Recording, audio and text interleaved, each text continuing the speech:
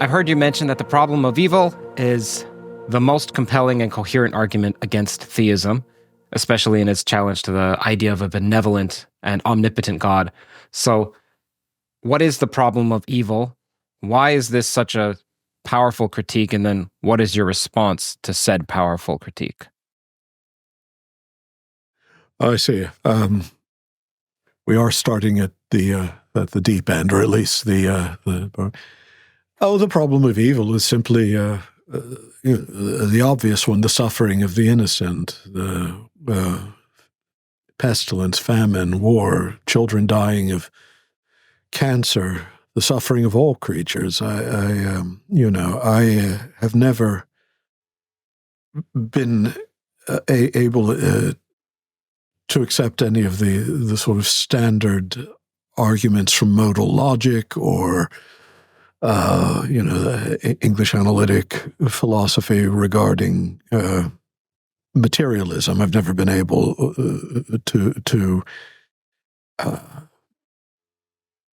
accept the notion that the materialist picture of reality conforms either to logic or experience, but the argument against belief in at least a benevolent and good God, or belief in any sort of rational order to the cosmos at all, from the sheer suffering of the innocent, from the sheer darkness of this world, I've never taken issue with. I find it the most powerful and, to be honest, unanswerable riposte to theism, at least as conventionally conceived. The normal gesture of the religious imagination, of course, is simply to say there's more to it than we understand.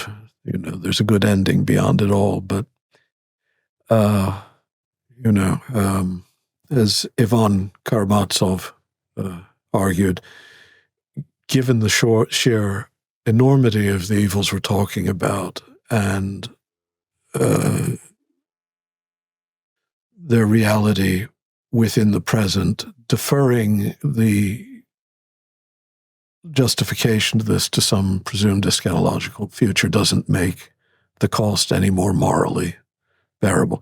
I have no answer to it, to be perfectly honest. I've never pretended to. I'm caught on the horns of a dilemma, metaphysically, intellectually. I'm a theist, just because I think that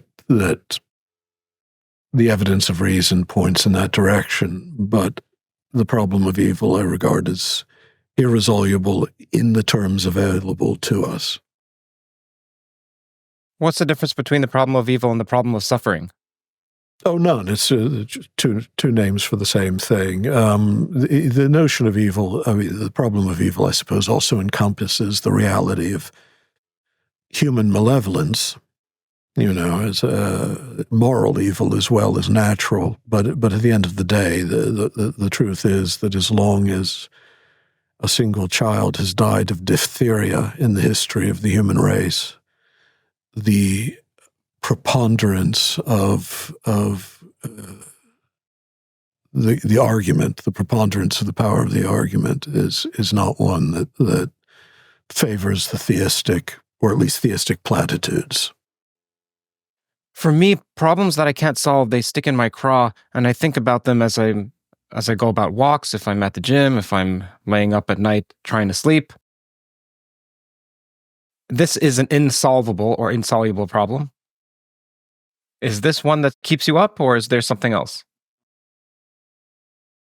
Well, I don't know if it keeps me up because I'm a fairly lethargic creature. I can find but yeah, no. I mean, it leaves me in an uncomfortable position. I simply cannot make myself become the metaphysical optimist I might wish to be when confronted with the reality of the suffering of the innocent. It simply exceeds anything my imagination or my reason is able to overcome. At the same time, In other moments, I'm aware of the beauty and goodness of things. It could be something like a child at play rather than, or the sight of a dog. I'm terrifically fond of dogs and cats, and this is, but at the end of the day, no, I don't think I'll ever comfortably settle into any state of firm and fervent and contented faith. So I guess what I'm looking for is there a variety of things that occupy one's mind, whether they're positive or benign or problems, and then the problems come of a sort of philosophical or theological sorts. So I'm looking for, are there any quandaries or paradoxes that you think about almost on a daily basis, theologically or philosophically? Well, definitely this one. I mean,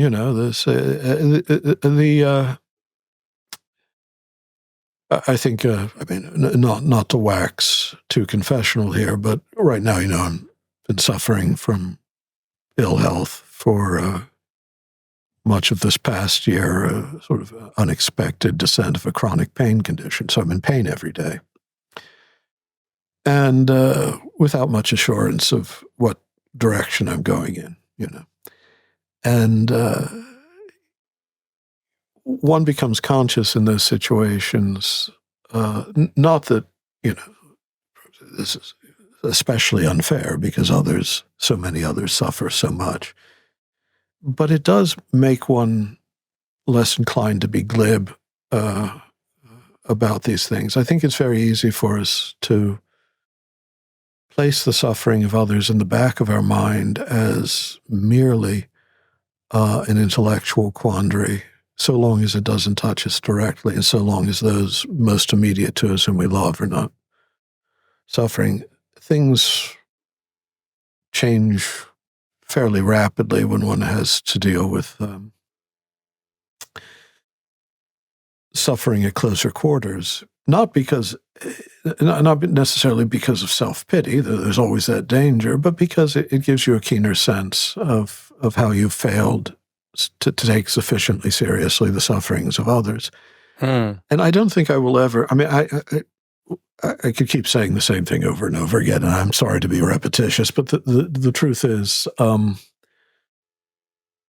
I believe certain things. I believe certain things intellectually. I believe certain things religiously. But I also think that if there's a way of understanding the price that is paid for existence in this world, for the good that we hope lies at the essence of all things or at the end of all things, we simply do not possess the resources to calculate it.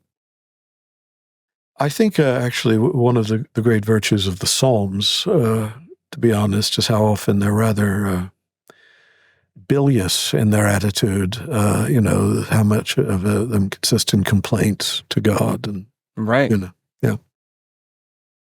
Yeah, you can read them and they sound like they were written by modern day. Well, they sound like yourself. Yeah. It's remarkable because much of the Bible you read and there's plenty of it that's antiquated. Yep. But that's not. It's not a book of consolations, and that makes it timeless. Oh, there's one part, and you know this far better than myself. There's this one part that says, God, I'm suffering, I'm praying, and all I get is silence. Where are you? Should I just not believe in you? Or something akin to that, or analogous to that? It's something of a refrain in the Psalms. David Gordon called you one of the most well-read people in the world. One of? Yeah, no, sorry. That's kind of him. I'm grateful to have you here, not only for that, but in spite of your health troubles and your suffering, that you've chosen to spend some time with me. So thank you for that. I don't know many people who've translated the entirety of the New Testament. So that's pretty cool. Let's talk about that. You once said that we're fools if we think we understand it, referring to the Bible. and that is not a unified text. It doesn't reflect a unified theology. What it reflects are many different reactions to an event of extraordinary mystery and power to those who are writing about it. Now, my question is, what event are you referring to, and how should it be read if it's not unified? Well, the event I'm referring to is described early on in 1 Corinthians 15. It was simply the experience of the risen Christ. I find it very hard to get past those verses for any number of reasons. Those are the earliest accounts we have of not the resurrection, but experiences of these encounters.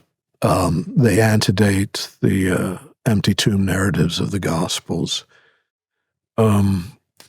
And they have a plain documentary quality to them that's extraordinarily convincing. It's also the case that it's always been something of an enigma why it is that Christianity survived the death of Christ, I mean, the death of Jesus of Nazareth, but for some supposition that these reports are based in a reality. When Paul says, he's heard at one time 500 persons at a time had this experience, and then speaking out of it as his own personal experience, coming very late in the day, he too, had this encounter. Now, he doesn't talk about an empty tomb, and the empty tomb narratives in the Gospels themselves obviously are contradictory. I mean, there's obviously a unified tradition there of the women finding the tomb empty first and all that. But if one were simply going on those stories, they would seem fairly incredible. But what Paul's talking about is something else, and it is a very curious thing. I mean, many historians have acknowledged this, even those who have no stake in theological claims, that all the other patterns of these messianic movements were great enthusiasm followed by disappointment, followed by dissolution, disintegration. Here alone, you had the movement after the death of its putative founder, taking deeper root and beginning to spread, and I don't think this is purely hagiography because the evidence suggests otherwise. Even many of them being willing to die rather than to deny that experience. There's a famous Protestant, or I should say, evangelischer, theologian, Wolfhart Pannenberg, who converted to Christianity out of his studies. It was Wissenschaft, sort of approached historical science, and that he felt that this experience, this event, was a concrete historical datum that he couldn't get past. Now, that's not an absolute proof of anything, but it's a compelling one. And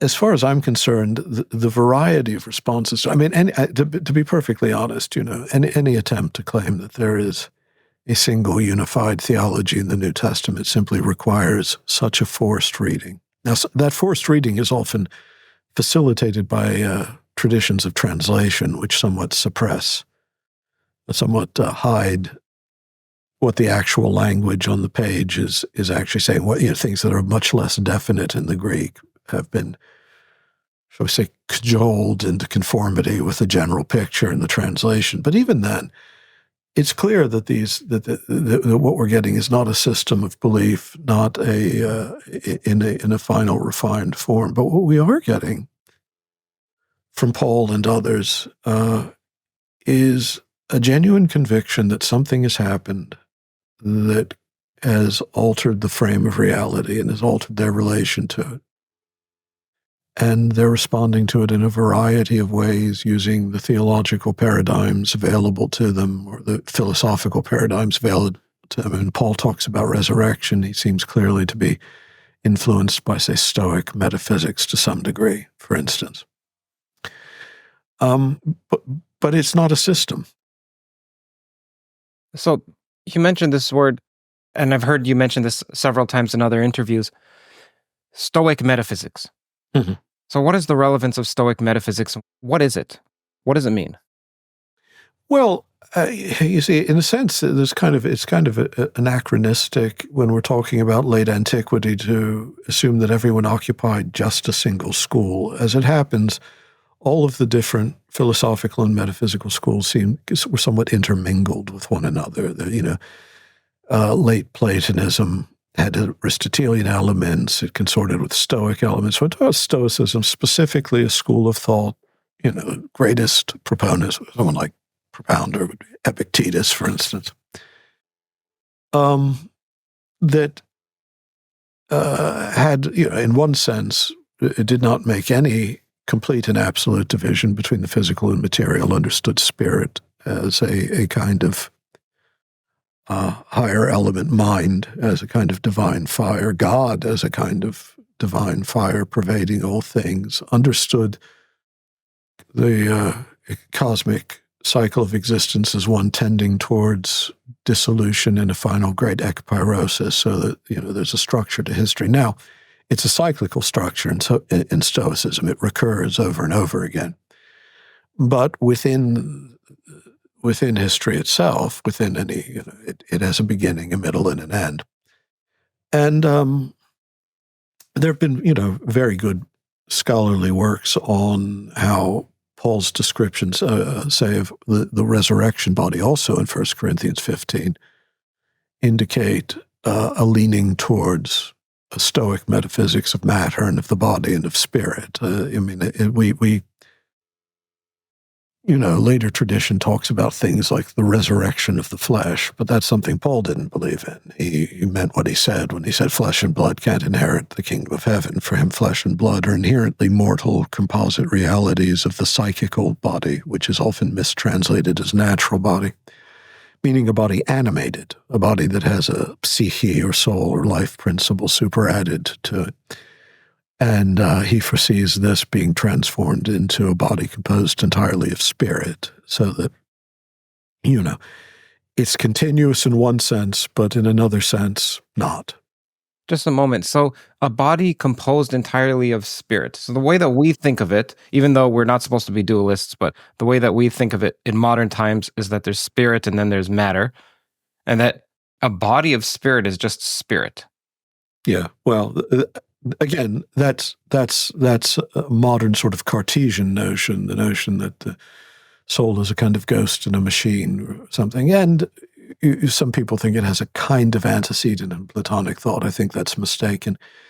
But in Paul's language, and this is pretty much true of most of the metaphysics of late antiquity, spirit is not disembodied. That's the wrong way of thinking it. It's more like a higher, a more supereminent, a more powerful element. It's what angels are composed of, for instance, or for non-Christians or non-Jews, what gods or daemons, the intermediate divinities, are composed of. It is a kind of matter in itself. It's just not the lower matter of mortal existence below the sphere of the moon, which is susceptible to genesis and decay. So they don't talk about you having spirit? Because when someone says you have this, it's as if it's like a purse or a backpack. It's something you have, and you can also not have it. So talk about they use that language well. There's not a single consistent grammar here. You can speak of in this life having spirit, having more spirit or not. There are many for whom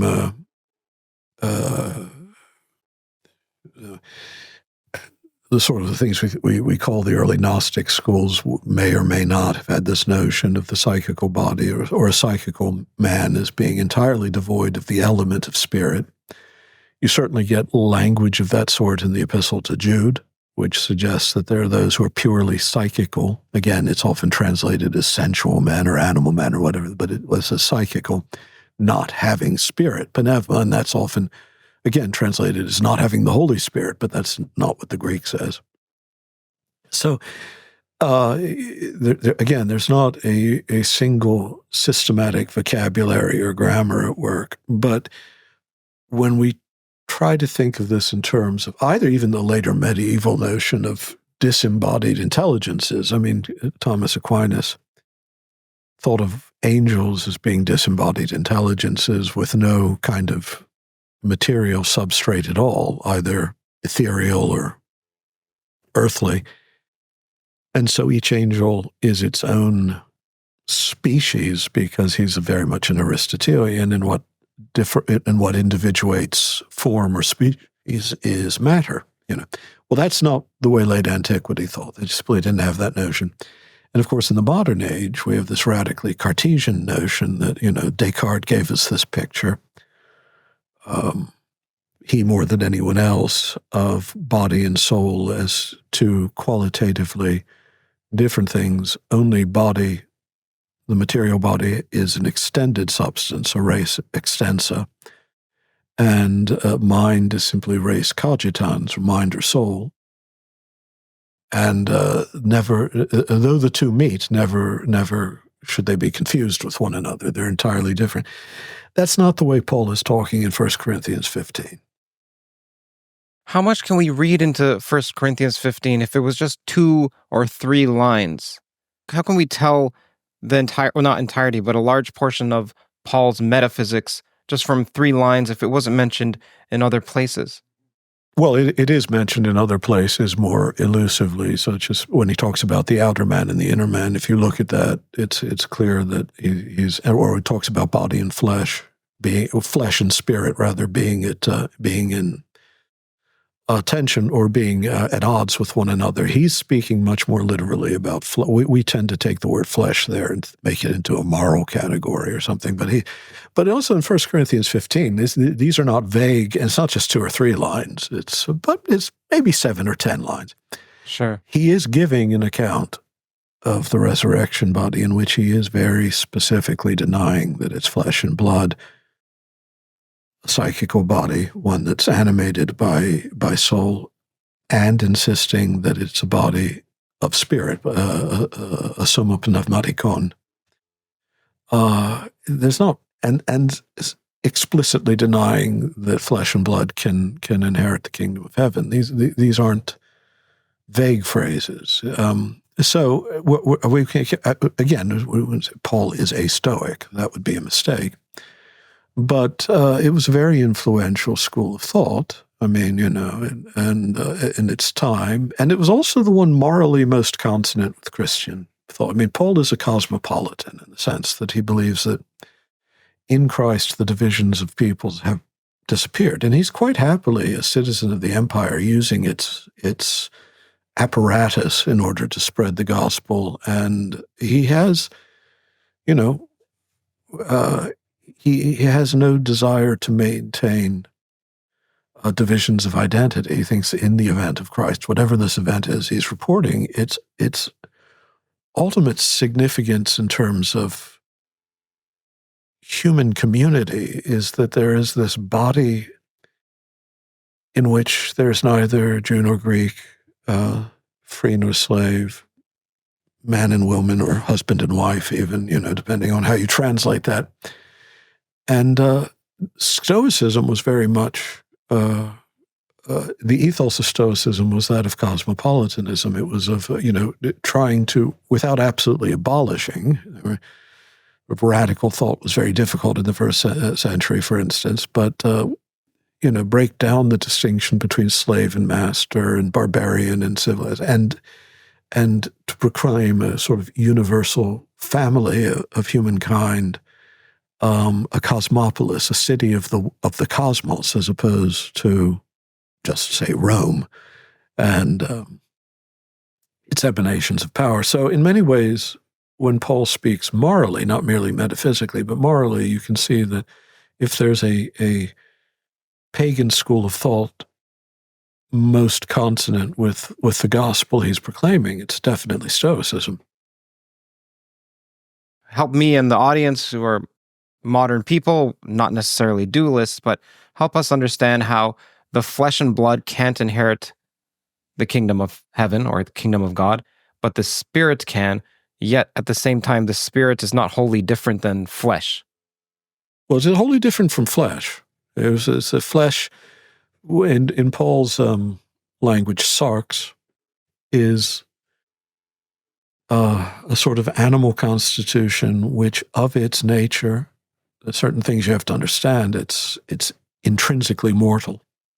And for Paul, remember, salvation is from death. I mean, he in the age to come, he nowhere talks about heaven and hell. He talks about a renewed creation, age to come of life, as opposed to being lost to death.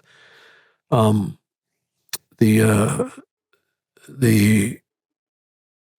final judgment or the final crisis, the eschaton, is the creation of a new age beyond the reach of death, which means it's not a creation still in which we be bound to flesh and blood, but have a body of a totally different kind, the sort of body that angels have. I mean, even in the Gospels, we have Christ speaking of, in the age to come, we will live as the angels in heaven. Well, we tend to think of that, again, very vaguely, but it could, if he's speaking to Pharisees and what we know of Pharisaic religion suggests this is the case. What he is literally saying is that in the life of the age to come, we will be physically like the angels. And that means, and again, if you're working within the realm of late antique cosmology, that means also a certain liberty from purely terrestrial limitations, because angels can live above the sphere of the moon in the ethereal heavens. We can't, but and this is the thing that's hardest, perhaps, from late modern people to grasp, is that the distinction between the metaphysical and the physical is not as pronounced in late antiquity as it is in late modernity. That there's a sense in which, yes, that God's transcendent. At the same time, there's a sense in which God's true heaven is the empyrean above the fixed stars. And in a sense, and then when Paul talks about thrones and dominions and powers in high places, he literally means these sort of mutinous, angelic sort of beings who spiritually, but also in a sense physically, separate us from God on high, and that Christ has made a way through the heavens and has conquered these powers. So there's still a kind of place where the cosmological and the spiritual or metaphysical are as yet not clearly distinguished from one another. Obviously, we live with a very different cosmology,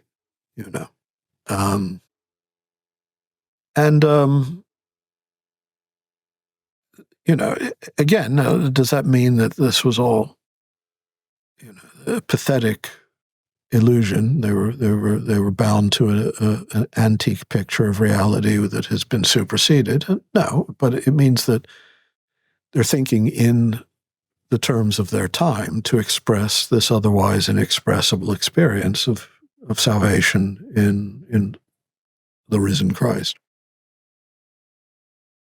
You personally, David, when you're thinking about the Bible or you're looking at the world, do you have to switch your cosmology? Do you have to switch your philosophy such that you diminish the distinction between metaphysics and physics, or physical, and adopt a Stoic or a more Stoic metaphysic? Or do you now, because you've studied this and you've thought about it for so long, it's natural to you, and instead what you have to do is you have to switch to speaking to someone like me who would require an analogy to say, okay, is this like flesh? And then you heat it up, and that becomes more spiritual because it's on the same continuum, but it's temperature. I don't even know if it's a continuum. I think flesh and blood are genuinely abolished for Paul. How that then is a transformation rather than an exchange of one body for another, I don't think Paul ever works out exactly. I mean, he sees it as sort of like a seed, as he says, it's sown a psychical body, it's raised a spiritual body. So in some sense, it's a continuity and a transformation. But in that continuity, something is definitely shed. What he does not believe in is a resurrection of the flesh. Now we have one verse, and one verse only, in the Gospel of Luke, in which the risen Christ says, "I'm flesh and bone. I'm not a spirit," using spirit there as it was also used in late antiquity just to mean a ghost, phantom. So again, the New Testament doesn't present a single picture. For the most part, it seems to me, at least the epistolary materials are closer to Paul than anything else. But I'm not claiming, again, what I would say is that the experience is very hard to deny, that something happened. How the persons of that time understood the experience was of its time and was various. But it's quite possible for something to be very real and very concrete and still elude single uniform expression. Today, if we had this experience, we might very well be thinking in more Cartesian terms, or we might not. I mean, we might be thinking in terms suggested to us by modern physics, with all as some sort of transformation into another kind of corporeal frame made of light, or something. I don't know. The imagination can only accomplish so much, and conceptual models have only so much applicability. But, what's important to me is that we not misinterpret the original text for two reasons. One, just for the sake of intellectual honesty, if we're not going to acknowledge that Paul means what he says, and say, oh, well, no, he believed in, the body of flesh and blood being raised up, but, made immortal and all that, then we're just, refusing to acknowledge that his language doesn't conform to a lot of the later theological language of Christianity. But the other thing is, to me, there's a kind of healthy intellectual hygiene in seeing and recognizing the plurality of perspectives in the New Testament, because it teaches us not to be either, fundamentalist, but not to think that, dogmatically we understand and know. It reminds us that the event compels us, perhaps, but that it's not something that anyone has ever been able to understand with an absolutely exhaustive and convincing language or model to work from. So, David, as a Christian, when you're trying to make sense of the Bible, do you give different books different weights of credence? So, for instance, you would say, an example, that Mark was written first. Therefore, what comes in John is likely embellished with a poetic undertone. And so if I'm supposed to take a literalist frame or a more historical frame, or whatever frame you may want to take, you're going to evaluate Mark differently than you do John. And there are disputed epistles, so I'm not going to put as much weight to them as I would, say, 1 Corinthians. Well, with the pastoral epistles, Timothy and Titus, there are things that are disappointing when you compare them to Paul's authentic epistles, and then there are things that are quite encouraging about. So that, it's a matter of sort. Well, to say that Mark came first is not to say that it's.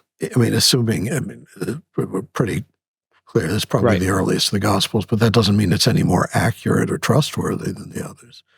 It establishes a narrative framing of Christ that's then taken up in Matthew and Luke. So Mark is part of what gives us the other two synoptics, and that's a framing of Christ in certain framing of Christ's ministry in certain terms and in a certain way of indicating who he is.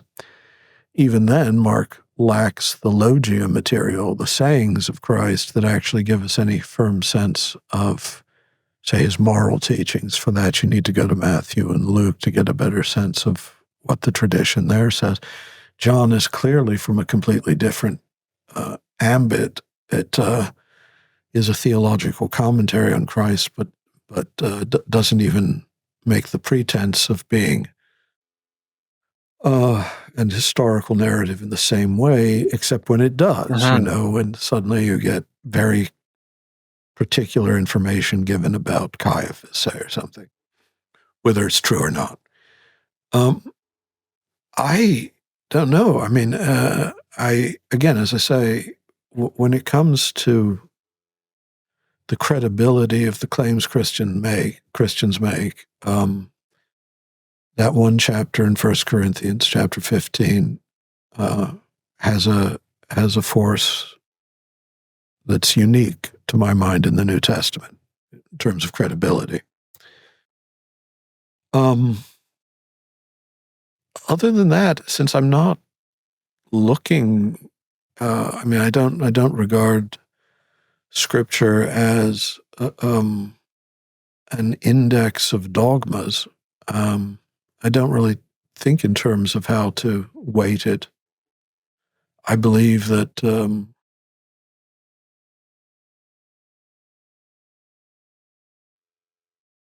when I say the event of Christ, I don't just mean the resurrection. I mean his presence in time and his teaching and all that is indicated, is elucidated to a great extent.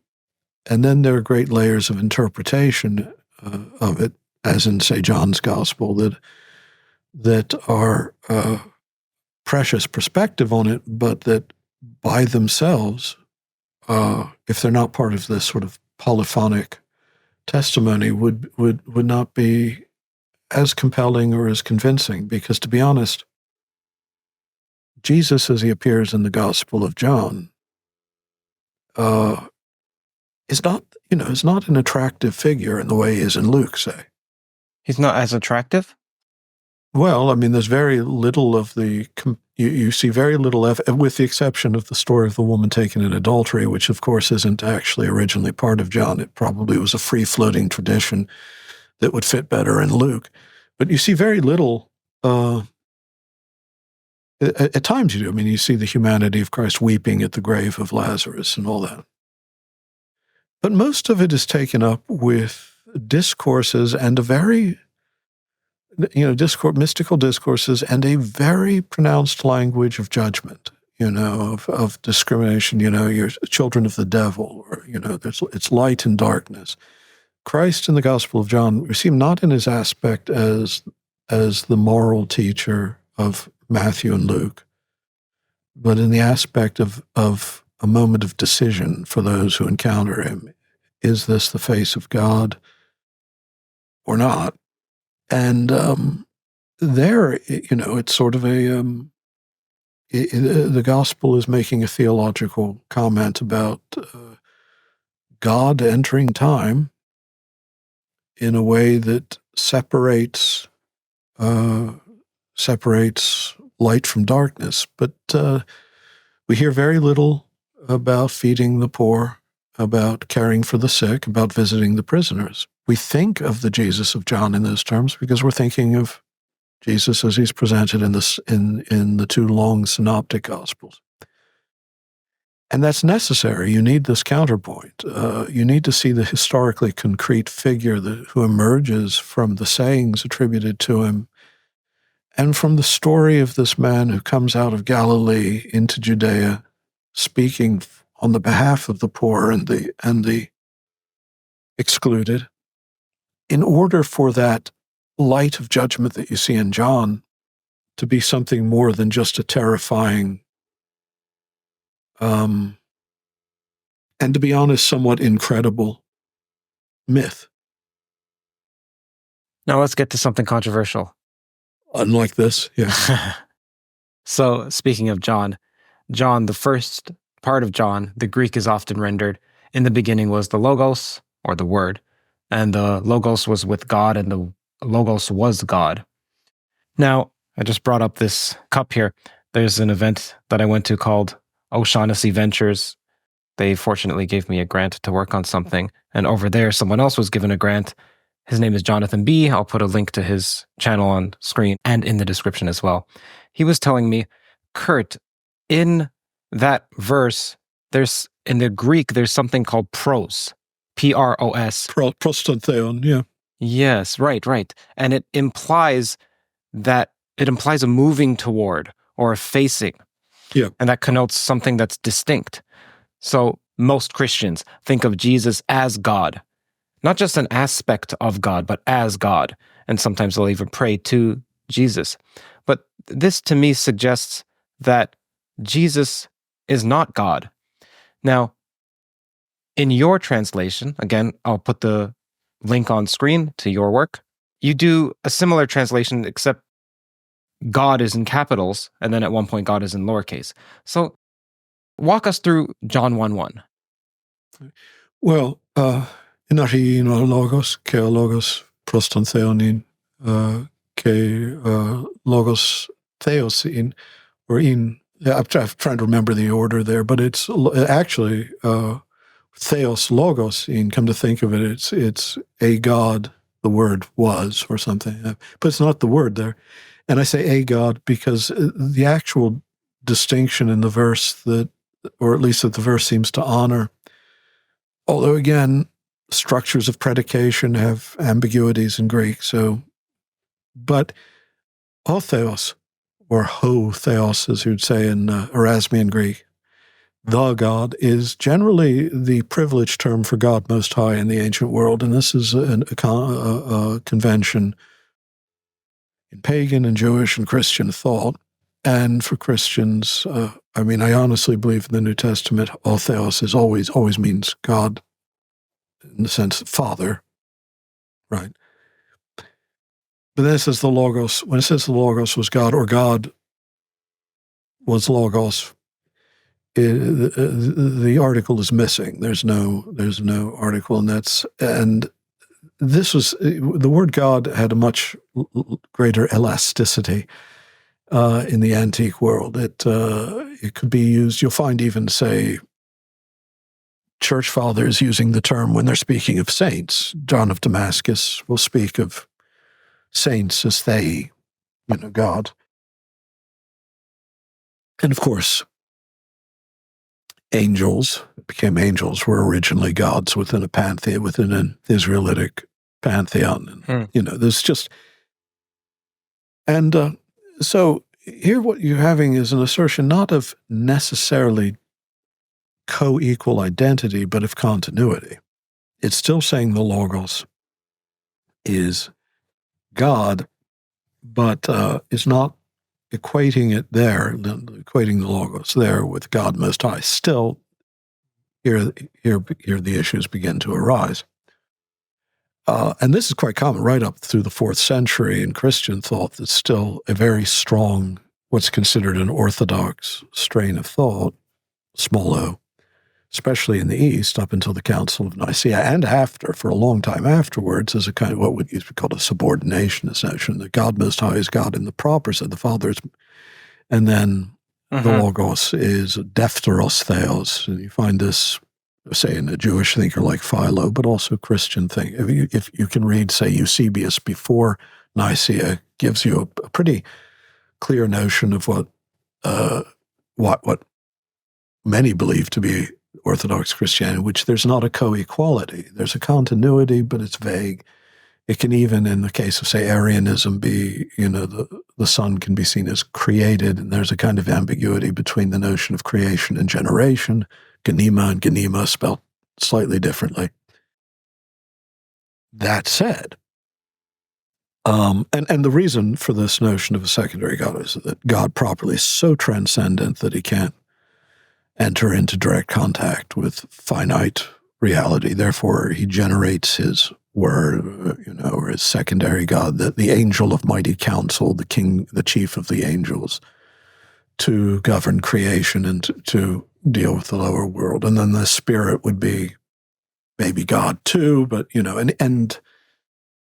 but there's a reticence about this right up till very late, several centuries along, ever to use the term theos for anyone other than the Father. Okay? And yet, in the Gospel of John, though you have that in the prologue, in chapter 20, the Apostle Thomas, when he speaks to the risen Christ, people think he actually touches Christ. Rather, Christ invites him to touch, but he doesn't. Instead, he falls to his knees and says, O Kyriasmo ke o theasmo, my Lord and my God.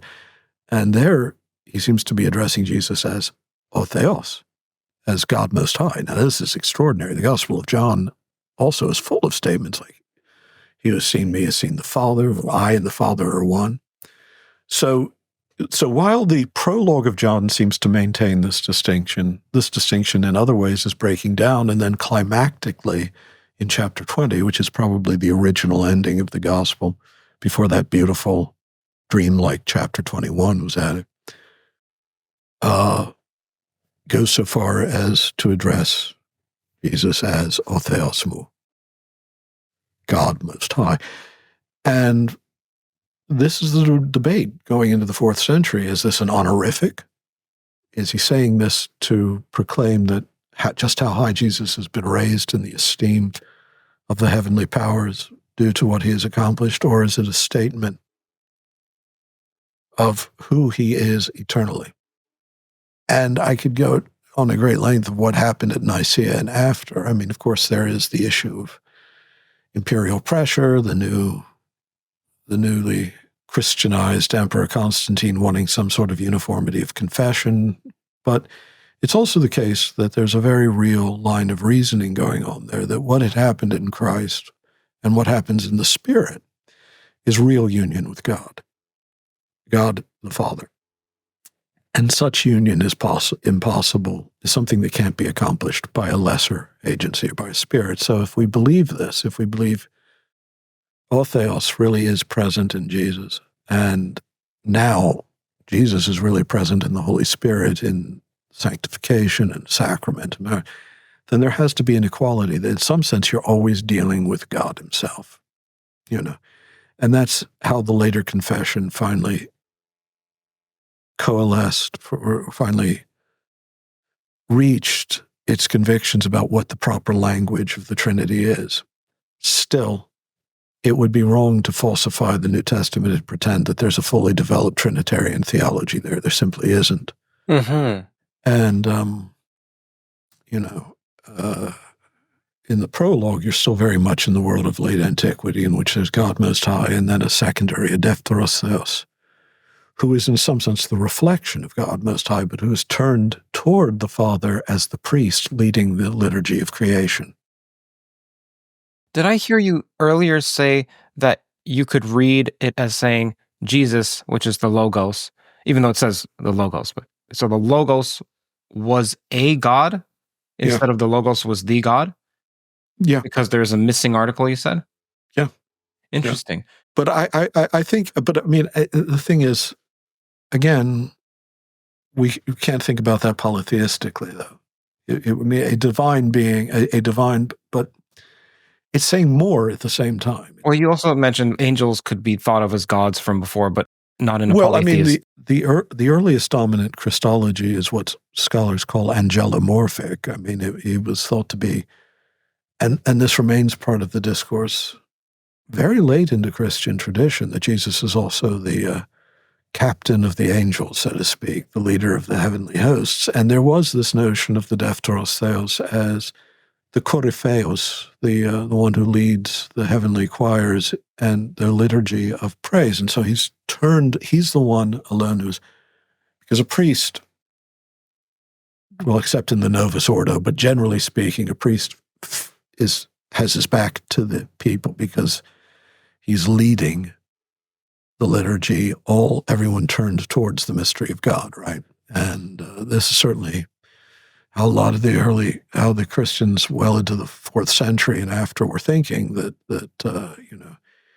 he uniquely is the highest of heavenly beings, the angel of mighty counsel, the highest of the angels, and also the unique Son of the Father. And, is leading the heavenly liturgy. This language falls away later as it becomes very much, I can say, superseded by the formal language of Trinitarian dogma. Mm. This is controversial, not because the scholarship is controversial. Though I want to point out, even people of impeccable orthodoxy, scholars have known this. I mean, they've known that Arius was not some strange, curious anomaly, that he was simply an extreme expression of what was regarded by many as the orthodoxy of centuries. And there's a reason why after the Arian controversy, the controversy continued with the Eunomians and others. There were, bishops and priests still committed to this older view that they thought was the correct view. It was the Nicene party that was proposing a new grammar, even a new word, homoousios, consubstantial. It's not in Scripture, and it wasn't in previous Christian usage. But to this day, you say the people, even theologians or people who do Christian philosophy, but who don't study Christian history very closely and don't know late antiquity very well, think that you're saying something, that's just an opinion. It's not. I mean, it is the hard and fast data of the time. And again, as I say, you can see the change occurring in Eusebius. You just read him before the Nicene Council on who Jesus is, and then read him after, and there's been a change. Yeah, I also don't see it as so straightforward that Jesus himself identifies as God. Now, in these examples, there's John, which is the first part is just some narrator saying that Jesus is God, and then there's Thomas who says, "My God," as well as "My Lord." But also, when you see anything majestic, you go, "My God." To me, it's just not so obvious. And also, yeah. Well, it could be a fervent expression of praise of God. I mean, that was one of the arguments of the past. Yeah, that was among those who said, well, that he's not addressing Jesus. And how can you tell? Because it's not in the vocative. He doesn't say Kyrie mu ke theemu, So it could be either. I love that I'm speaking with you, that you know the Greek inside and out. Well, you kind of need to if you do some of what I do. You need to know some Greek. It helps. Yeah, and also Jesus said, when you pray, you go to your room, you shut the door, so you do so in private, you pray to the Father, and our Father who art in heaven. Right. And another point he said... You're still in Matthew now. Yeah, and another point someone said, who is good? No, someone called Jesus good. He's like, no one is good but the Father. And if you ask for anything in my Father and in my name, which it seems to me like he's pointing out a distinction between himself and the Father. Yeah, there's one who is good. There are two different versions of that verse. There's the majority text and the critical text. But anyway, yes, the point is it seems to be saying, in John, however, again, you do have statements that, again, I don't attribute to the historical Jesus one way or the other. I'm just saying in John, you have theological statements already emerging, which I and the Father are one. Now, again, what is that oneness? What is that unity that he, when he's praying in Gethsemane, that he had with the Father before the ages? Well, you're not going to get a single, and the early church didn't have a single answer. And you've got to remember that when the Council of Nicaea was convened, as yet there was no notion of church councils as having some preeminent and indisputable doctrinal power, authority. That too is an emergent phenomenon in Christian history. It's not something. It's okay. Well, we better call our first infallible council. That's not what was going on. Uh-huh. But definitely, Constantine wanted a clear, single voice emerging from what was becoming an institutional support of the empire. Now, speaking of oneness, I prep for conversations weeks in advance quite extensively. So unfortunately, I can't give you the source of this quote that you said. And in fact, I'm paraphrasing it, so it's not even a quote. But you said that life, consciousness, and language are the same. Now, I can imagine how consciousness and life have a tie. However, what would be your definition of language such that it's the same as consciousness? Oh, now we're shifting into my recent book. You see, now I take off the theological, biblical hat, put on the philosopher's hat, I guess, the mantle. Well, this is about physics, philosophy, and consciousness. Yeah, yeah. Well, I mean, I take several hundred pages of that book to explain what I mean. So forgive me if what I say here is less than satisfying. But I believe that that life and consciousness both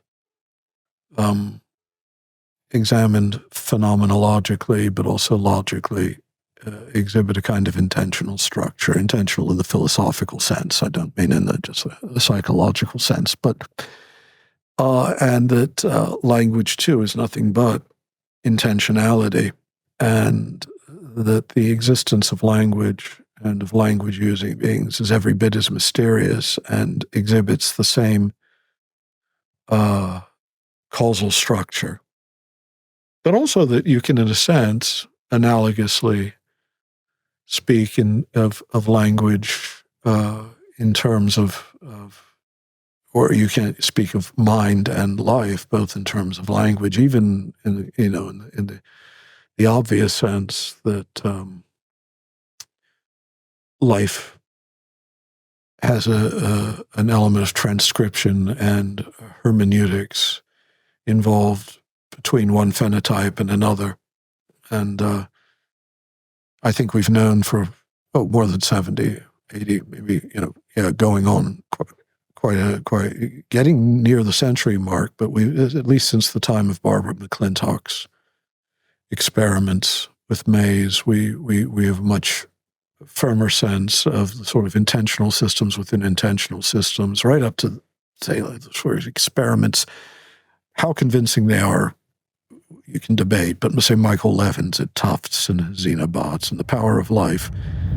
For curious listeners, I've spoken to Michael Levin 4 times on this channel. Each one is linked on screen and in the description. The topics include consciousness, bioelectricity, intelligence, emergence, and even the nature of reality itself, much like this conversation. So if you enjoyed this conversation with David Bentley Hart, then I recommend you check out this interview on screen here with Michael Levin. I'll also be speaking with Michael again in person at some point soon. So please leave your questions for both David for the part 2 and Michael for whenever I speak with him again in the comments below.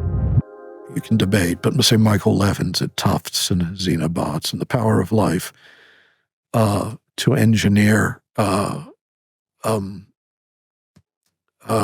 organic systems towards solutions that are not simply provided by a prior template, but that require kind of hermeneutical plasticity in the cell and gene editing, but there's also a sense, when you think about what is language, I mean, as intentionality, as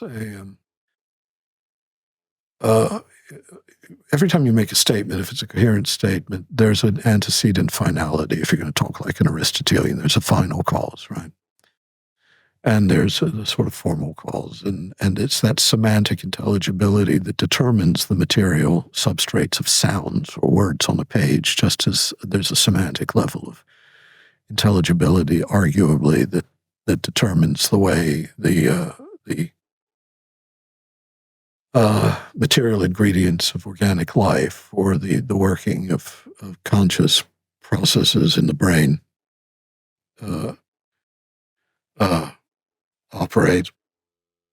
And that always, the curious thing, I think, when you think about it, when you actually allow for the reality of intentionality, and there's a reason why the most radically eliminativist models of mind and of life want to do away with intrinsic intentionality, as impossible as that is to do. I mean, someone like Alex Rosenberg denying that anything has ever been about anything else, which he writes a book about. Uh-huh.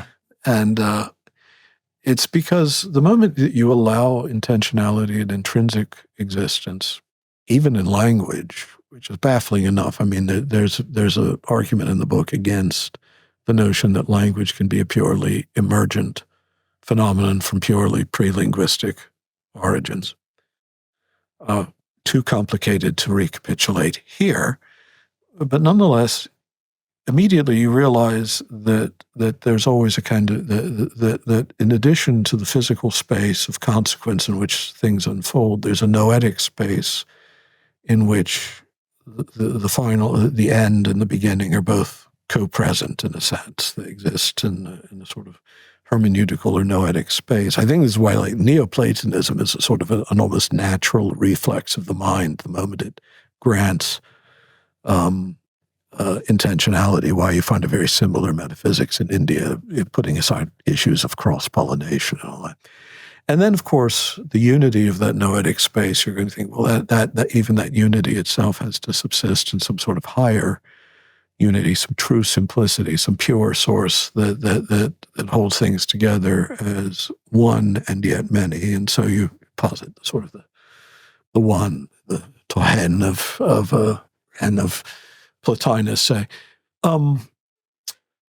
But definitely, I think that the more deeply you think about it, the mind, life, and language do all pose the same problems to the materialist reductive process, or project, rather, sorry. Mm-hmm. And the purpose of that recent book, All Things Are Full of Gods, which is a long book, is to give the reductive project its due. I mean, there's a voice in there. It's written as a dialogue, and Hephaestus is allowed to argue for it at great length. But I mean, the purpose of the book is to show that again and again, the project does not explain this irreducibility, or does not reduce this reducibility adequately, and it turns out to be the same problem, the same irreducibility that in mind, in life, in language. All things are, in a sense, intelligible discourse. So, insofar as they have structure that has any, I know we're not, teleology is the thing we're supposed to avoid, and yet it's the thing that's almost impossible to avoid, at least even as scientific method. Even when we're denying it any ontological purchase, we're using it methodologically, and that raises questions of its own. To understand evolution, you're always asking, what was this good for? And then you can say, but of course, all we're really talking about are serial attritions in an evolutionary process. But that's a supposition. If a method illuminates, why does it illuminate? Well, two thoughts occur to me. One is Brentano's thesis, if I'm pronouncing that correctly. Yeah. I wanted to know if your association with consciousness and language relies on that. But then you also said something else that's interesting I want to explore. So I'll just say it and we can explore it later. You mentioned that Neoplatonism is a natural consequence of allowing for intentionality, something like that. I don't know how that is the case, so I would like to hear more about that. So yeah, well, as for Brentano, I take it you mean the thesis that intentionality is the mark of the mental. Yes. Right? Yeah, I believe that when, again, phenomenologically, you can't separate intentionality from consciousness, from rationality. The notion that you can have consciousness without intentionality, I think, can be dealt with pretty brutally, but fairly. The tendency in Anglo-American philosophy of mind has been sort of divide and conquer. Is if you can just isolate one thing, like consciousness, and say that's the hard problem, and if you could solve that, everything will fall into place, I think is an illusion. That they're all the hard problems, and also that when mind acts, it always acts in, concert. It's the things that we want to pretend are separate faculties are in fact just phenomenological dimensions of a single unified act that can't be dissolved. And that's part of the reason why we don't have a satisfactory model of mind, is because we're trying to compose it from parts that we've abstracted from the whole, but in fact the whole has to exist in its totality for the parts to exist. So yes, Brentano's understanding of intentionality. I differ from him in certain aspects of it, but yes. And also its reflexive nature, the fact that to be conscious is to be conscious of being conscious, so that it's not just intentionality is directed towards an ever more sort of transcendental endpoint that's always eliciting conscious and volitional and rational and intentional acts, but also that intentionality requires this ground of consciousness that's always founded upon itself, that I don't think can emerge from a composite material basis. Again, an argument too long to rehearse here.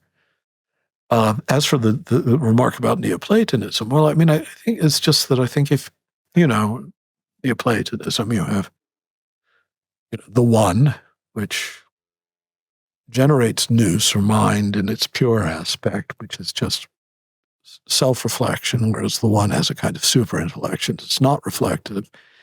And from this, the lower aspect of psyche or life or soul. And I think that when you think in these terms, when you realize that if you go back the other way, say, and you look at life and you look at soul or mind, or you look at logos, even language, Mm-hmm. and you find yourself unable to get away from the intentional structure, then you allow for the future to be a real cause in the present, right? For that to be the case, for there to be this integrated intentional reality, there has to be, and again, I'm not proposing a particular ontology of it, I'm simply saying structurally, you have to think that there's a noetic space, a noetic realm in which beginning and end are present to one another. That if I'm going to say, well, it doesn't even be a sentence, 2 + 2 = 4. I'm granting that my ability to make that statement, to communicate it to you, to think it, grants that the 4 and the 2 + 2 in that noetic space are already indiscertibly connected to one another, causally, consequentially. And then, of course, you ask yourself the question of what allows for unity at all in the many, because how is that noetic space one? And you begin thinking in terms of a profound simplicity, a unity, a sort of ontological unity, a transfinite unity, even that traverses everything, that allows everything to be both this, not that, and yet altogether, everything. So all I meant was that Neoplatonism has a kind of natural plausibility to a mind that's thinking in these terms about the structure of life and mind, and why it's really not until the modern period that sort of a purely mechanical notion of nature really gains wide purchase. I mean, you have early schools of Greek thought like Democritus and the notion of or certain aspects of Epicureanism, but these are boutique schools, and even they have a kind of unfinished quality to them that admits of ambiguities. It's only really in the modern period that we were able to create for ourselves the notion of mechanism and to do away with a different notion of the causal structure of reality, in part because intuitively mechanism doesn't make much sense to us until we make it make sense to us. And even then, it's never, to my mind, managed to produce a purely coherent ontology. Now, there's a strain of Buddhism, one of the oldest schools of Buddhism called Theravada, and there's a particular state called Nirodha Samapatti, and it indicates that you can have awareness without self-awareness. It's like a bare consciousness event. So does that not contravene that every conscious experience needs to be one of self-consciousness? That indeed you can have consciousness without the I know that I know? Theravada is just one school of Abhidhamma or Dhamma Buddhism that persisted in Sri Lanka. Later Buddhists, sort of condescendingly called Hinayana, lesser vehicle Buddhism. But yeah, no, I just, I simply believe that it's, how can I put it? As a truth about making, having a propositional claim about the self, it's true to an extent. But otherwise, I would say that it's false as far as the actual consciousness goes. That there is always to be conscious at all is simply to be conscious of being conscious. There's a kind of paradox in it, There's a kind of what would be an infinite regress if we were talking about a material reality underlying it. There's no way of consciousness actually to be conscious without that sort of reflexive dimension in it. I think Brentano's, so was Husserl, very good on this. And so, depending on how you interpret the early Buddhist claim, depending on that, I would give it limited or no credence. So if consciousness is always directed at something, so that's intentionality for people who are wondering, what the heck is this word that keeps coming up over and over? It's aboutness, so you direct it, you're directing. So if consciousness is always intentional, directed at objects, but that object is always self-conscious, do we get an infinite regress? If you're conscious of X, you're necessarily conscious of being conscious of X, and you then have a consciousness, or you're conscious that you're conscious of being conscious of X ad infinitum. It would be an infinite regress if you're thinking of this in terms of composite of distinct forces, sure, and that's the problem with trying to reduce it to material causes. It's a problem trying to reduce it to sort of a purely neurological or material-based, because then you will be sort of in this infinite modular regress of. But if consciousness simply is this simple act of self-reflexive awareness, an infinite regress is a specter that can be chased away pretty quickly, because what you're doing is you're confusing categories. You're thinking in material composite terms about an activity and an agency that simply is what it is. It's like saying, well, what illuminates the light? It's not a real regress. It would be, though, and therein lies the problem with the materialist reductionism or one of many problems with the materialist reduction of consciousness. What about pre-reflective experiences, like being in the zone or flow states, where you have awareness and you don't have an explicit self-awareness? Well, I think that it depends. As a psychological state, yeah.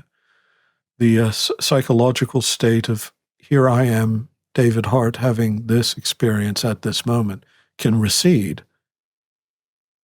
But being in the zone, or just, in that flow of action, there's still, in a sense, probably a purer reflexive consciousness. You're just purely aware of awareness.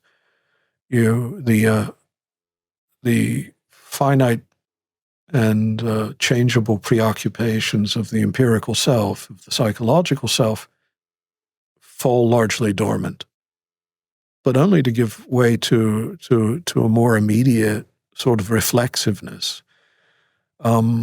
It's not like in those moments of flow you're in a coma. Quite the opposite. There's an immediacy of experience that's over that.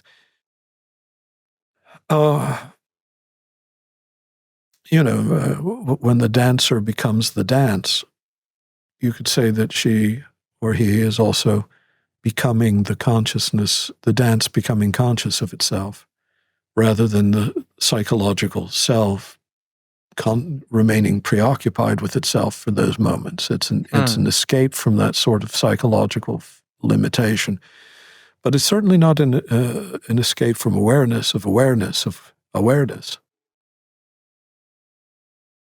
If all consciousness required self-consciousness, how could it be that consciousness came about in the first place? Would the first moment also need to somehow include self-awareness?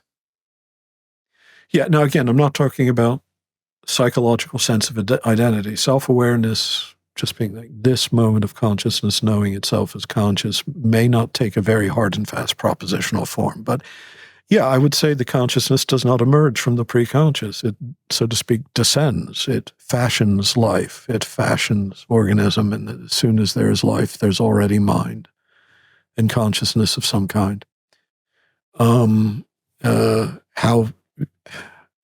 that is within the structure of life, I'm not going to pretend to understand exhaustively, but I think that consciousness is not an emergent phenomenon, but a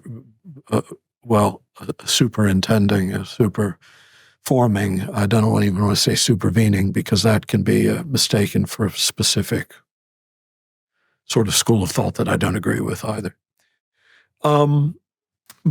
Yeah, I don't believe that consciousness is ever a fragment of consciousness. It's never just sensitivity or something. That if it's mind, then it's this integrated act that cannot emerge strongly. That's the important thing. Strong emergence, meaning emerging as something from a material basis or from a lower basis that has no other source and yet is irreducible to that basis. I think that's a myth, that such a thing cannot be.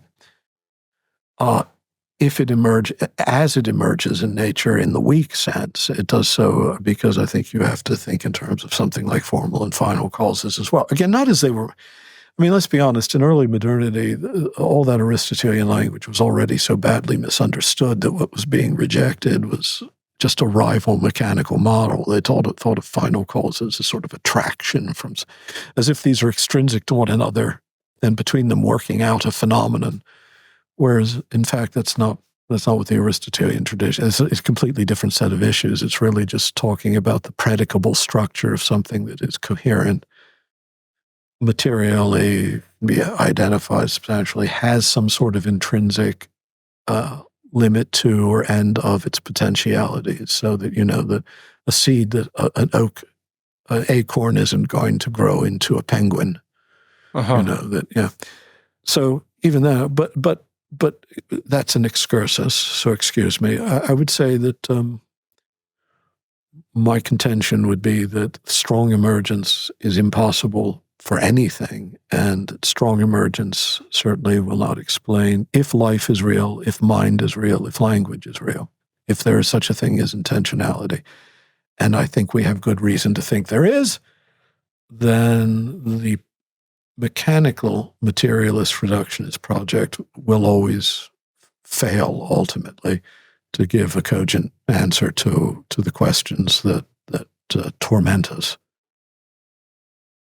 So we've been speaking about emergence and consciousness, and for those who are interested in more, you have a book called The Experience of God, and that will be on screen, link in the description, as well as all of your books. And the more recent treatment, which is a larger excursion into these topics, is All Things Are Full of Gods, link on screen and in the description. How do you see the relationship between consciousness, being, and God? A small question, I know. Well, ultimately, I would say that they're all one, that to be conscious, to exist, to be intentionally oriented towards transcendental ends, all of these are finite participations in the one God who is being, consciousness, bliss. And to use the Satchidananda, the Sanskrit tercet, or in Arabic, Wujud, Wishtan Washt, that you get in Ibn Arabi, or analogously in Augustine's understanding of the Trinity, perhaps, that ultimately these are all in God, one and the same. God is the being of all, the one source of all mentality, the one end of all longing, desire, and intention, and we experience it in a plural way. But ultimately, what we experience is and seek is one and the same. So I have some questions from the audience I would like to get to, actually. So one here is, you've recently embraced a public and explicit form of universalism, formulating a convincing metaphysical argument for a type of full cosmic theosis. In this view, a finite will cannot infinitely resist an infinite will, or the infinite will of God. Now, simultaneously, you've embraced a more explicit religious syncretism, and according to all reports, it seems like you've ceased participating in Christian tradition. If there are parts of this that you disagree with, you can also talk about that. But the question is, so in a world filled with these people who are saying, I'm spiritual, but I'm not religious, and there's a diminishing spiritual discipline and tradition, there's relativizing, there's laxity, what makes your recent positions different than New Age gurus? Do you still consider yourself a Christian? Do you advocate that others follow your own religious path? So feel free to disagree with some of the premises as well. It's we have to wait. We have to wade through the confusions there. I don't know where this notion, what these reports are that I cease to be observantly Christian. I have been suffering health problems, I'll admit, so I don't get out of the house to church very often, or at all for the past few months. But that's not a matter of apostasy or tergiversation or anything. I didn't say that a finite will cannot resist an infinite will eternally. That sounds like it's a contest between God willing salvation for all and humans trying to resist it, and that's somewhat barbarizes the argument regarding the structure of freedom, because I'm purely classical in my understanding of what free will for a rational being is. That's all. In fact, the arguments I make there could have been made by Thomas Aquinas, for instance, but he was a double predestinarian. I know some people don't like that term for him, but it's true. And for him, the reason that he didn't have a free will defense of hell, he believed that certain persons were predestined to be saved and the rest had no hope of salvation. They were derelict by the withholding of efficacious grace. So if that's your picture of God, that's fine. But for Aquinas, there really would be an issue of a finite will not being able to resist an infinite will, as though this were an Auseinandersetzung or something. I said something very different. I said that that a will that resists God is not a free will by definition, if you actually look at what it would mean logically to say that something is a free choice. And again, I can only direct people to the book that all will be saved. I'm not interested in people who say they're spiritual or not religious, but I'm not hostile to them because it's not my place to judge the spiritual state of others. And I expect people to believe what they believe. I've said already in this interview what I believe, and it may seem minimalist to some. It's that the experience of the resurrected Christ described in 1 Corinthians 15 is very hard not to believe for me. I mean, I find that there's a plausibility there and a persuasiveness. And I find in the teachings of Christ something that I think is an epochal shift in human culture that I see as nothing less than divine. That, there were other schools of compassionate thought, such as Stoicism, but something really unprecedented is going on in the teaching and in the person and the story of Christ that, to me, it would be implausible not to call revelation. From those two things, the belief that this resurrection experience was real and that this man who was experienced is already an anomaly. And one we've never fully adequately comprehended. I mean, it's how much of Christian history is just institutional corruption and the politics of power and cruelty. And we when we say we're Christians, we're probably making an unwarrantedly pretentious claim for ourselves. But so I'm not really interested in New Age spirituality. But when I say syncretic in my thinking, I believe that all schools of human thought are open to us, and in the same way that, say, Greek thought was assumed into Christian thought. I would not be able to live religiously at all, not in terms of Christ. That's true. I mean, I don't know if that's an emotional truth about me or an intellectual truth. I like to think it's the latter and the former, but the latter as giving substance to the former. But I couldn't become a Vaishnav. I have great respect for the piety of those who and I believe that they're truly loving and worshiping and seeking God. But I can't imagine not seeing God as revealed in the face of Christ, in the form of Christ, and in this genuinely inexplicable historical enigma that the Messianic movement of Jesus of Nazareth did not die out, and that this first generation of Christians so numerously and so obstinately and so, in some cases, self-destructively refused to deny that experience. That said, I don't have much patience for bigotry. I don't this thing that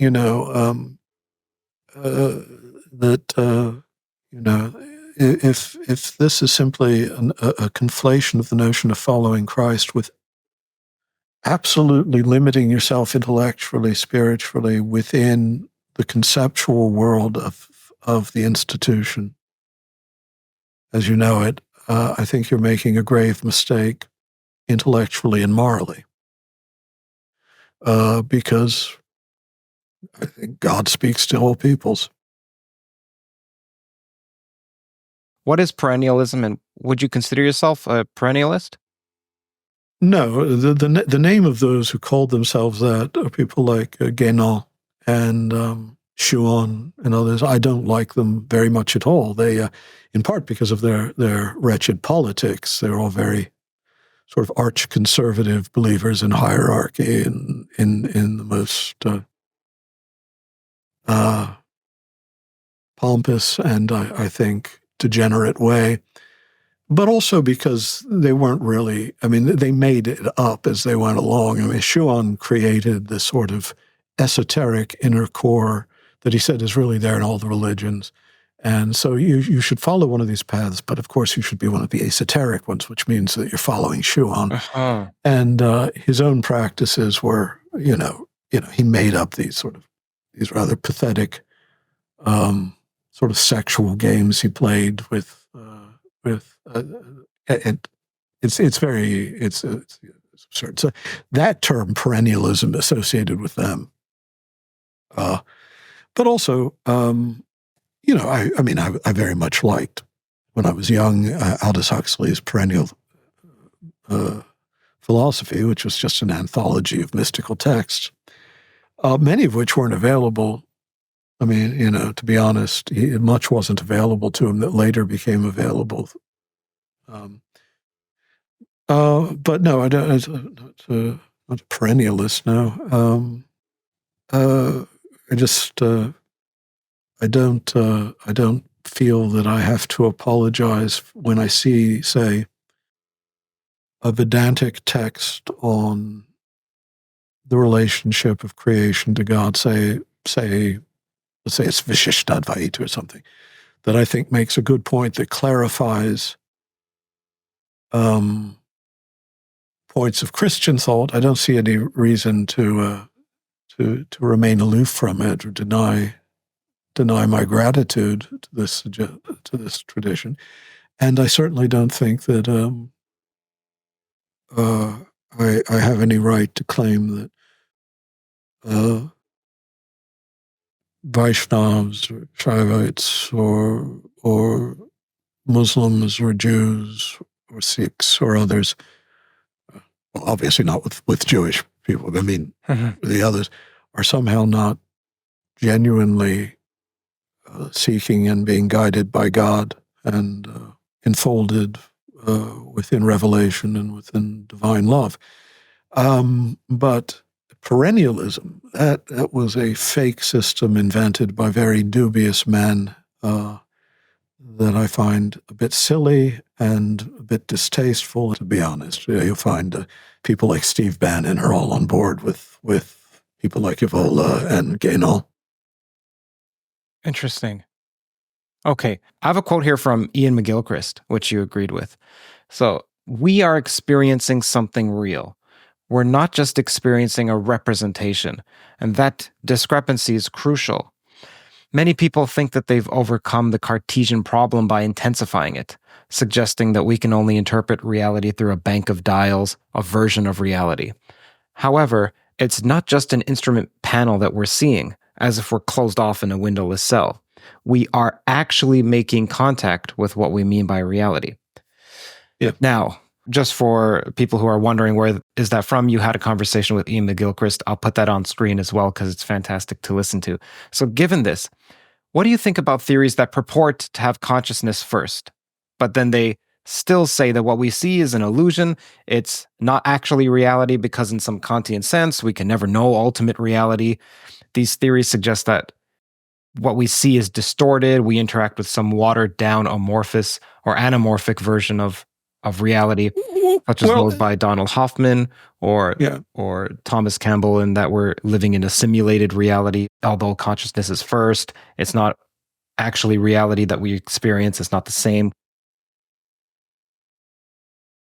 I think, as I in this case, now putting on my hat as writer of fiction, in a novel I wrote called Kenagaya, one of the characters is quoted as saying, of orthodoxy, again, small o, and this should be understood as sort of dogmatic, scientific, or philosophical orthodoxy, is the elevation of a humble half-truth to the, or I don't remember exactly the phrase, the grand eminence of a total falsehood. There's a half-truth in that, and of course we don't have a full grasp of ultimate reality. We started this conversation talking about, for instance, the problem of evil. And there are all sorts of things about both the physical and the conceptual realm that lie beyond us. But then to say it's all illusion and representation, of course, the notion of representation, and again, taken to a sort of hyper-Kantian extreme, that begins to break down, I want to point out, after Kant, even in Kant's last opus posthumum, it's already beginning in a sense to break down, but then begins to break down at Fichte and the German idealist, in saying, in returning to this notion that there is a commonality between mind and being, rather than some sort of strange juxtaposition of two qualitatively immiscible realities. The way this would have been put in an antique metaphysics, whether Platonic or Aristotelian, for instance, or what have you, is that both what informs an object of knowledge and the act of knowledge is this one and the same form expressed in two distinct modes. So that there's a real openness of mind to world and world to mind because both are subsisting in the same formal principle, right? That's one way of putting it. But I mean, I think what Ian was saying is true. And there's a kind of sickness in imagining that our experience of reality is not an experience of, well, I want to say the semantic consistency of reality. Its qualities, its dimensions, these aren't illusions superimposed on a bare mechanical order that is, or even a Ding an sich, thing in itself, to which we have no access. And I think one of the great deconstructions of representationalism of that sort you'll find in Hegel. But another, I think, in All Things Are Full of Gods, one of the few theological thinkers, philosophers I quote, or at least cite, is Bernard Lonergan, who understands that surfeit of the unknown over the known not as something qualitatively impenetrable and repugnant to the act of knowledge, but simply an as yet undisclosed, undiscovered a greater depth into which we can yet venture. And the greatest depth of all, of course, would be, venturing into God, union with God. Representationalism is, in a sense, the epistemology of the modern age. It fits within the mechanical model. It fits within the model of the proper domain of the sciences after Galileo, who was a faithful Catholic, right? But I mean, for him, it's the mathematical quantification of mass and velocity and things like that, which is, in a sense, the proper realm of the sciences. And then after that time, we came into the habit of thinking of the proper realm of the sciences as reality as such. So that there's an occult or noumenal reality to which our only approach is one of gratifying incomprehensible illusions imposed by the apparatus of perception. And first of all, I don't think that such a consonance could actually be achieved by material processes to begin with, But I also think it's just a fideism. It's just a dogma. It's it's and a confining and a dangerous one in some ways. David, as we end, firstly, thank you so much for spending so long with me and persisting through your pain. What are you striving for?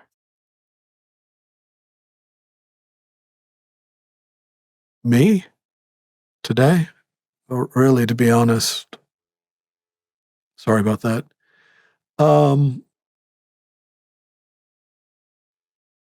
To be honest, all I'm thinking about these days is my health. So forgive me, I'm not able to give you a more elevated answer than that.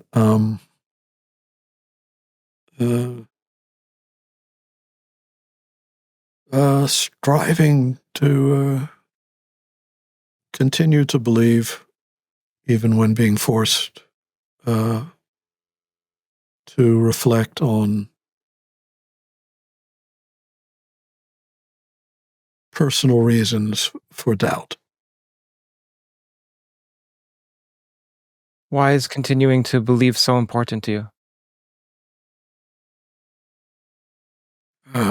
Well, again, there's the intellectual conviction that I've got it right, but it's more, I think we believe for the sake of others, isn't it? I mean, those we love. If it were only ourselves at stake, it really wouldn't matter very much. But, I have a son, I have a wife, I have people I love. And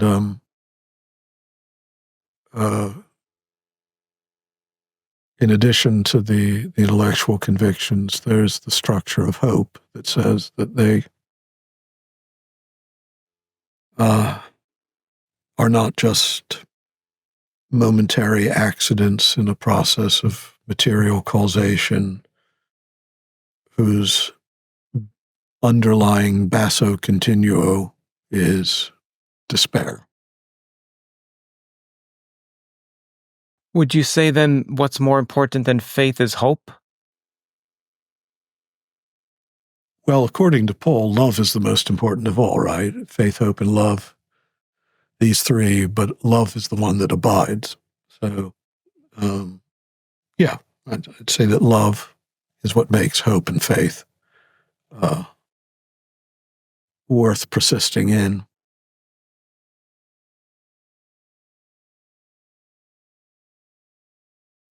Thank you. Thanks for everything. Don't go anywhere just yet. Now I have a recap of today's episode brought to you by The Economist. Just as The Economist brings clarity to complex concepts, we're doing the same with our new AI-powered episode recap. Here's a concise summary of the key insights from today's podcast. Okay, so we're diving into this conversation between Curt Jaimungal and David Bentley Hart. Oh, yeah. Curt from Theories of Everything. I've seen a few of those. He really gets into it with his guests. It really does, yeah. And I mean, in this one, they talk about consciousness, physics, even God. Wow. That's a lot to unpack. It is. It is. But it's really something how Hart just goes right into the problem of evil, not like how you normally hear it discussed, theologically. I know what you mean. He kind of throws those typical arguments right out the window, like about how a good God could allow so much suffering, all that. Yeah, exactly. He even says the suffering of innocence is like unanswerable if you believe in a benevolent God. Yeah, and he doesn't just talk about it abstractly. You Right. know? He brings in his own experience with chronic pain. Oh, wow. Yeah. So it's really clear that suffering isn't just some theoretical concept for him. Yeah. He's lived it. It definitely adds like a whole other level of depth to what he's saying. Yeah, for sure. It's not sugar-coated at all. No, it's real. Yeah. Really makes you think there might not be easy answers when it comes to suffering. Nope. And then, just when you think he's going to stay in that heavy, heavy space, he switches gears completely and starts talking about Christ's resurrection. What? Really? Yeah. How does he even connect those two? Well, he argues that early Christianity, how it survived and even grew, especially after Christ died, it points to something really big happening, like something truly remarkable. Right. He even brings up how other movements, with the Messianic leader back then, they usually just disappeared after some initial excitement. Interesting. Yeah. So it's like he's implying that those early Christians, when they said they encountered the risen Christ, it couldn't have just been wishful thinking or anything like that. He really focuses on 1 Corinthians 15, specifically the accounts, the firsthand ones, of meeting Christ after the resurrection. Yeah, okay. He says they have this rawness to them, almost like a historical document, I can see. Yeah. And then, get this, he ties it all back to Stoic metaphysics.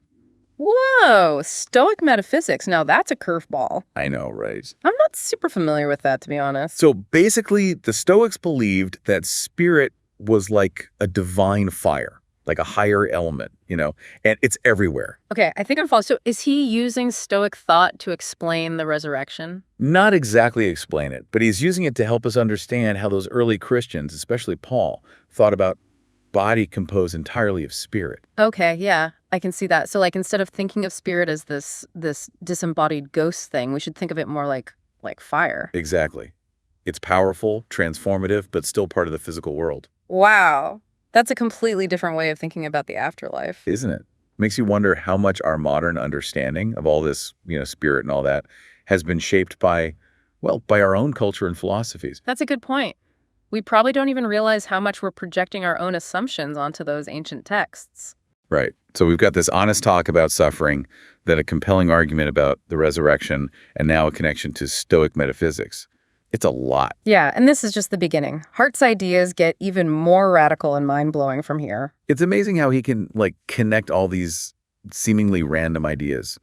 Makes you rethink everything you thought you knew about Christianity, Yeah, and he's not afraid to challenge, those really traditional interpretations. I know, right? With John 1.1, the logos. Oh, yeah, that part was wild. Yeah, he's saying the usual translation, it kind of shoehorns it into the whole Trinity doctrine. But the original Greek, it's way more open to interpretation than that. It is. And, he brings up this view, subordinationism, where the son's subordinate to the father. Okay. And apparently that was a pretty common view in early Christianity. Wait, so are you telling me that Jesus being equal to God the Father, that wasn't always the view everyone had? Nope, not at all. Hart's point is that the shift to the Trinity doctrine with that whole co-equality thing, it was a long process and super complex historically. It's like we've all been taught this, this super simple, cleaned up version of Christian history. Exactly. And he's pulling back the curtain and showing us all the debates, all the different ways people understood things. It's a good reminder that, these religious doctrines, they don't just appear out of thin air. Right. They come from these messy historical and intellectual processes. It makes you wonder how many other things we just accept as truth. Yeah. like without realizing they have these really complex origins too. Oh, totally. And speaking of complex origins, that part where he talks about intentionality and how it connects to life, consciousness, and D-language, that's where things get super fascinating. Okay, lay it on me. Yeah. Because intentionality is one of those things I've always kind of struggled with, to be honest. So think of it like the aboutness of your thoughts. Like when you think about a tree, right? Yeah. Your thought has an object. It's about that tree. Okay, I get that. But how does that tie into life and language? Well, Hart says intentionality isn't just limited to consciousness. Oh. Even living organisms, even simple ones like single-celled organisms, they have a kind of intentionality in how they, strive to survive and reproduce. So even at the most basic level of life, there's this inherent direction, like a purposefulness. Exactly. And language, he says, it's inherently intentional too. Oh, so? Words have meaning because they point to something beyond themselves. Okay, I see what you're saying. Yeah. So there's this this thread of intentionality running through life, consciousness, and language. Yeah, precisely. And here's the kicker, the really radical part. He says this intentionality can't be explained by just material processes. So he's going up against that whole materialistic worldview, the one that's dominant today. He is. He's basically saying that the directedness, the aboutness of these fundamental parts of reality, it points to something beyond the material world. That reminds me of what he said earlier about how scientific methods, they rely on this idea of purpose, teleology. Right. But at the same time, they claim to reject purpose, as an inherent part of reality. It's like they're trying to have it both ways. It is. It's like he's saying, maybe, just maybe, our current scientific way of looking at things, it's not enough to really understand what reality is. And get this, he then goes on to say that Neo-Platonism, this ancient philosophy, it actually starts to make sense when you grasp what intentionality really means. Neo-Platonism. I know the name, but I couldn't really tell you much about it. So basically, they see reality as flowing from this single divine source. Okay. It's often called the One. The One. Yeah. And it's the ultimate source of, everything. Being, consciousness, goodness. So everything that exists is a reflection of this divine source. That's the gist of it. And Hart argues that when you really think about intentionality, this Neoplatonic view, it starts to fit. Wow. It's like he's saying that if we take intentionality seriously, we might have to rethink not just materialism, but our whole picture of the universe. And our place in it. Exactly. And that's what's so radical about Hart, He's not just critiquing little ideas here and there. He's going after the very foundations of how we think. He is. But even with all that, he's not saying he has all the answers, right? Yeah. He's really humble, intellectually. Definitely. He's not afraid to say, I don't know. Exactly. And he doesn't try to cram every mystery into some neat philosophical box. Yeah. He even talks about how his own religious views have changed over time. Yeah. How he's embraced this more, what's the word? Syncretic approach. Oh, right.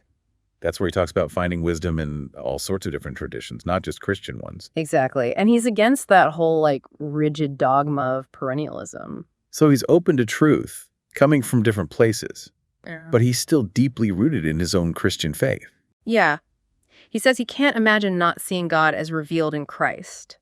There's a real reverence there. That story is, it's unique and powerful for him. But he also seems to be pushing back against, the limits of organized religion, questioning doctrines and interpretations. He's saying real faith isn't about blindly following dogma. Yeah. It's about constantly searching for truth wherever it might lead. And he's not just talking about it. He's living it. He is. He's drawing inspiration from all these different philosophies and religions. It's really inspiring, honestly. It's so open and curious and always learning and growing. Totally different from that, that intellectual and spiritual rigidity you see so much these days. As we're going through all this, I keep thinking about what he said about love, how we believe for the sake of others, the people we love. Oh, yeah. That really stuck with me, too. It's like he's saying faith isn't just this thing you do by yourself in your own head. It's deeply connected to our relationships, our connections with other people. Yeah. Love is, I don't know, the fuel, Mm-hmm. The thing that drives our belief. And maybe faith and love are intertwined in a way we don't always see. Mm-hmm. Makes you think maybe the deepest truths aren't found in doctrines and all that, but in those messy, beautiful connections we have with each other. It's like he's saying faith isn't just about what we believe, but how we live. And how we treat each other. Right. So as we wrap up this dive into Hart's conversation, I'm just left with this feeling of awe. Me too. Yeah. I just want to keep exploring these ideas, It really has been an incredible journey through some tough, thought-provoking concepts. It has. And even though we might not have all the answers, I think the biggest takeaway is that, we got to stay curious. Keep an open mind. Yeah, and be willing to challenge our own assumptions, even the ones we really hold dear. Exactly. Well, we hope this has inspired you to do just that. Keep searching, keep asking questions, and keep exploring the mysteries of everything. Well, as we wrap up this deep dive into Hart and his conversation with Curt Jaimungal, I'm filled with a sense of awe, and I want to keep exploring these ideas. It has been quite a journey. So many challenging, thought-provoking ideas. It has. And, even though we might not have figured it all out, right, the main thing, I think, is to stay curious, open to new ideas. Keep asking those questions. Yeah. And be willing to question everything, even the things we think we know for sure. We hope this deep dive has inspired you to do just that. Keep searching, keep wondering, keep exploring. Absolutely. Thanks for joining us on this incredible journey. We'll see you next time for another deep dive into the world of ideas. New update. Started a Substack. Writings on there are currently about language and ill-defined concepts, as well as some other mathematical details. Much more being written there. This is content that isn't anywhere else. It's not on Theories of Everything. It's not on Patreon. Also, full transcripts will be placed there at some point in the future. Several people ask me, "Hey Curt, you've spoken to so many people in the fields of theoretical physics, philosophy, and consciousness. What are your thoughts?" While I remain impartial in interviews, this Substack is a way to peer into my present deliberations on these topics. Also, thank you to our partner, The Economist. Firstly, thank you for watching. Thank you for listening. If you haven't subscribed or clicked that like button, now is the time to do so. Why? Because each subscribe, each like helps YouTube push this content to more people like yourself. Plus, it helps out Curt directly, aka me. I also found out last year that external links count plenty toward the algorithm, which means that whenever you share on Twitter, say on Facebook, or even on Reddit, etc., it shows YouTube, hey, people are talking about this content outside of YouTube, which in turn greatly aids the distribution on YouTube. Thirdly, there's a remarkably active Discord and subreddit for Theories of Everything, where people explicate toes, they disagree respectfully about theories, and build as a community our own toe. Links to both are in the description. Fourthly, you should know this podcast is on iTunes, it's on Spotify, it's on all of the audio platforms. All you have to do is type in Theories of Everything and you'll find it. Personally, I gain from rewatching lectures and podcasts. I also read in the comments that, hey, toe listeners also gain from replaying. So how about instead you re-listen on those platforms like iTunes, Spotify, Google Podcasts, whichever podcast catcher you use. And finally, if you'd like to support more conversations like this, more content like this, then do consider visiting patreon.com/Curt Jaimungal and donating with whatever you like. There's also PayPal, there's also crypto, there's also just joining on YouTube. Again, keep in mind, it's support from the sponsors and you that allow me to work on Toe full time. You also get early access to ad-free episodes, whether it's audio or video. It's audio in the case of Patreon, video in the case of YouTube. For instance, this episode that you're listening to right now was released a few days earlier. Every dollar helps far more than you think. Either way, your viewership is generosity enough. Thank you so much.